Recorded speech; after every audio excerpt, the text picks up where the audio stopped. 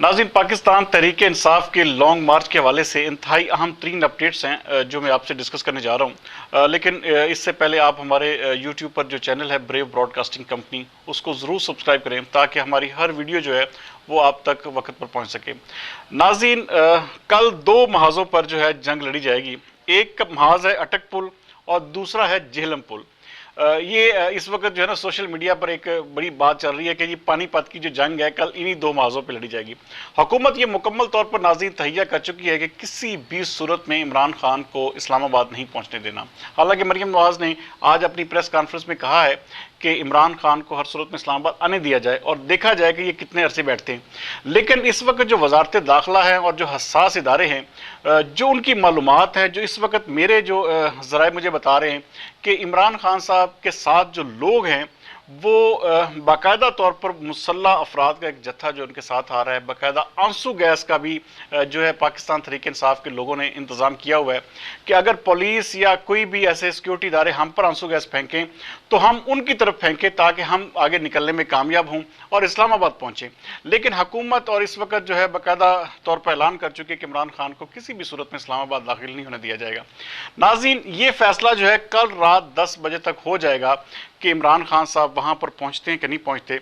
लेकिन जो आज देखें कि कितना बड़ा ही ऐसा अफसोसनाक और दिल सोज वाक़या पेश आया कि एक पुलिस कांस्टेबल को जो है मॉडल टाउन में गोलियां मारी गई और उसको शहीद कर दिया गया।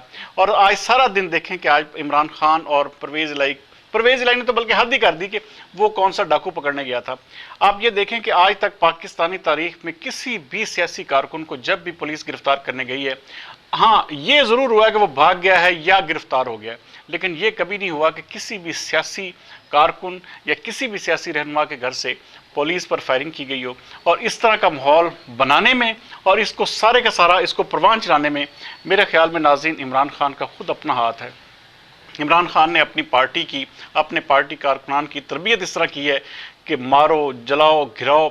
आप शुरू 2014 से उनके आप तकरीरें निकालेंगे तो आपको नज़र आ जाएगा कि इमरान खान साहब ने अपनी पार्टी को सिर्फ और सिर्फ लड़ाई झगड़ा, गाली गलोच और आप गाली से बात गोली तक पहुंच गई है।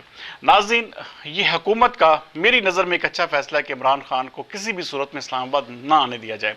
लेकिन अगर इमरान खान बज़िद हैं कि उन्हें इस्लामाबाद पहुंचना है, अगर वो इस चीज़ का हल्फ दे दें, अगर वो वहाँ पर अपने वकला के जरिए, जिस तरह कल अदालत सुप्रीम कोर्ट में भी इस हवाले से केस है, अगर वो लिख कर दे देते हैं, हालांकि उन्होंने पहले भी लिख कर दिया था और फिर इस्लामाबाद में जो कुछ हुआ 2014 धरने के दौरान उन्होंने पीटीवी पर हमला किया, पार्लियामेंट हाउस पर हमला किया, हर जगह पर उन्होंने वहाँ पर हमला किया और वो तारीख जो है आज भी इमरान खान के साथ है।